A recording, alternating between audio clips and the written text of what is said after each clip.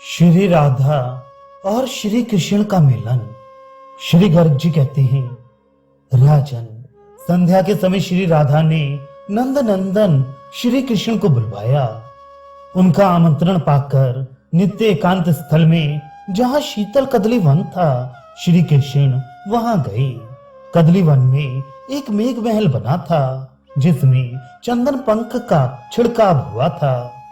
केले के पत्तों से सज्जित होने के कारण वह भवन बड़ा मनोहर लगता था।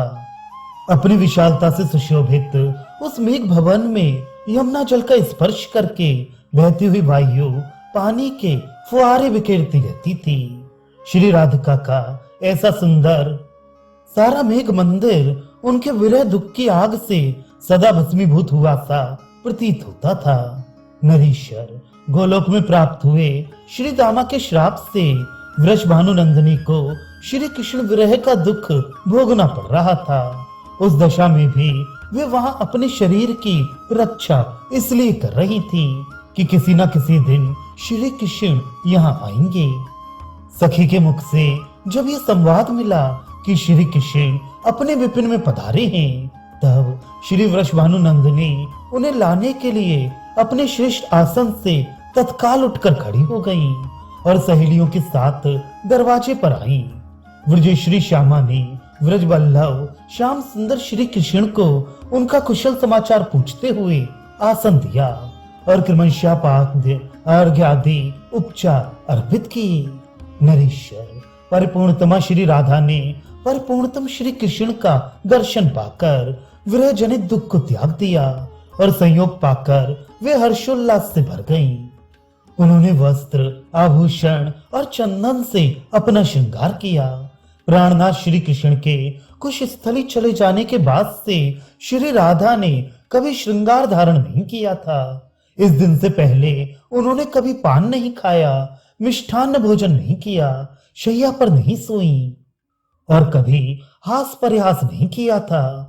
इस समय सिंहासन पर विराजमान मदन मोहन देव से श्री राधा ने हर्ष के आंसू बहाते हुए गदगद कंठ से पूछा। श्री राधा बोली, ऋषिकेश, तुम तो साक्षात गोकुलेश्वर हो, फिर गोकुल और मथुरा छोड़कर कुछ स्थली क्यों चले गए? इसका कारण मुझे बताओ। नाथ, तुम्हारे वियोग से मुझे एक एक क्षण युग के समान जान पड़ता है।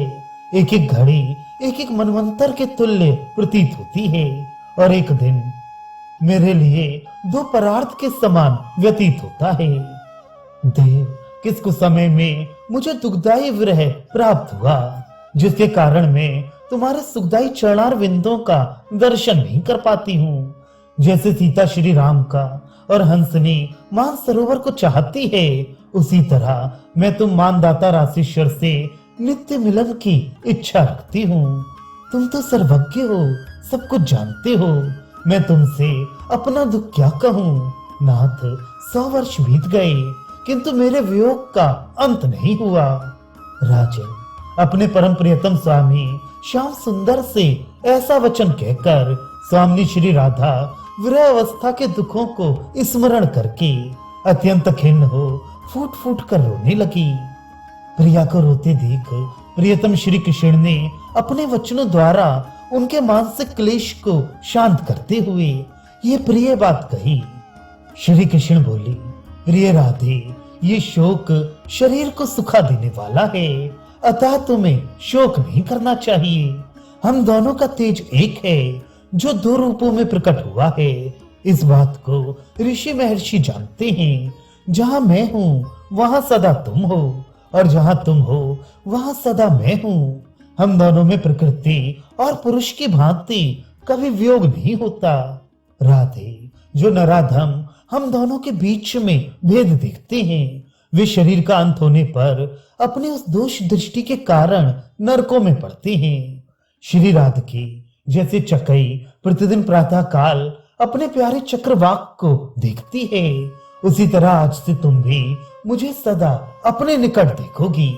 प्राण वल्लभे, थोड़े ही दिनों के बाद मैं समस्त गोप गोपियों के और तुम्हारे साथ अविनाशी ब्रह्म स्वरूप श्री गोलोक धाम में चलूंगा। श्री गर्ग जी कहते हैं, राजन, माधव की ये बात सुनकर गोपियों सहित श्री राधिका ने प्रसन्न होकर प्यारे श्याम सुंदर का उसी प्रकार पूजन किया जैसे रमा देवी रमापति की पूजा करती हैं। नरेश्वर श्री राधिका ने पुनः श्री कृष्ण से रास क्रीड़ा के लिए प्रार्थना की।